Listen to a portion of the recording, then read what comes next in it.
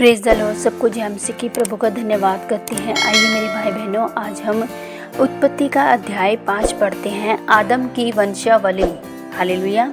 आदम की वंशावली यह है कि जब परमेश्वर ने मनुष्य की सृष्टि की तब अपने ही स्वरूप में उसको बनाया।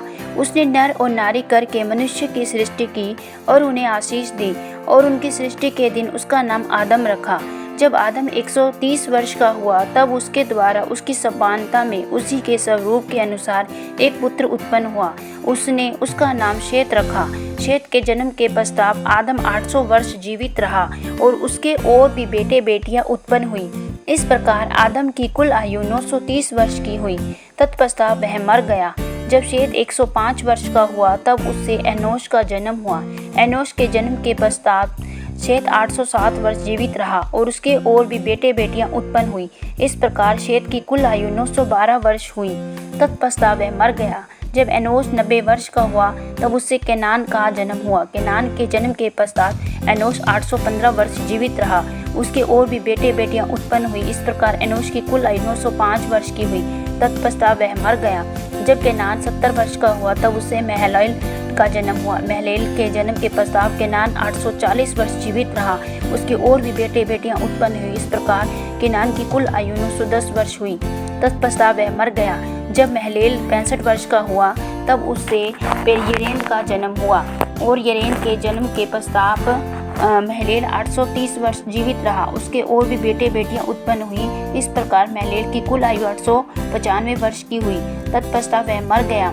जब येरेद 162 वर्ष का हुआ तब उसे हेनोक का जन्म हुआ। हेनोक के जन्म के पश्चात येरेद 800 वर्ष जीवित रहा और उसके और भी बेटे बेटियां उत्पन्न हुई। इस प्रकार येरेद की कुल आयु 962 वर्ष की हुई। तत्पश्चात वह भी मर गया। जब हेनोक 65 वर्ष का हुआ तब उससे मतुशेल का जन्म हुआ। मतुशेल के जन्म के पास हेनोक 300 वर्ष तक परमेश्वर के साथ साथ चलता रहा। उसके और भी बेटे बेटियां उत्पन्न हुई। इस प्रकार हेनोक की कुल आयु 365 वर्ष की हुई। हेनोक परमेश्वर के साथ साथ चलता था। फिर वह लोप हो गया क्योंकि परमेश्वर ने उसे उठा लिया। जब मतुशेल 187 वर्ष का हुआ तब उससे लेमेक का जन्म हुआ। लेमेक के जन्म के पश्चात मतुशेल 782 वर्ष जीवित रहा। उसके और भी बेटे बेटियां उत्पन्न हुई। इस प्रकार मतुशेल की कुल आयु 969 वर्ष हुई। तत्पश्चात वह मर गया। जब लमेक 182 वर्ष का हुआ तब उससे एक पुत्र का जन्म हुआ।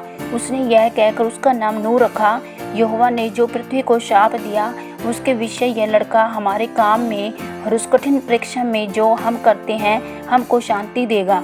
नूह के जन्म के पश्चात लमेक 595 वर्ष जीवित रहा। उसके और भी बेटे बेटियां उत्पन्न हुई। इस प्रकार लमेक की कुल आयु 770 वर्ष की हुई। तत्पश्चात वह मर गया और नूह 500 वर्ष का हुआ। नूह से शेम, हाम और यपेत का जन्म हुआ। आमीन। प्रभु आप सबको उत्पत्ति पढ़े जाने और सुने जाने पर बहुतायत से आशीष और बरकत दे। सबको जय मसीह की। God bless you.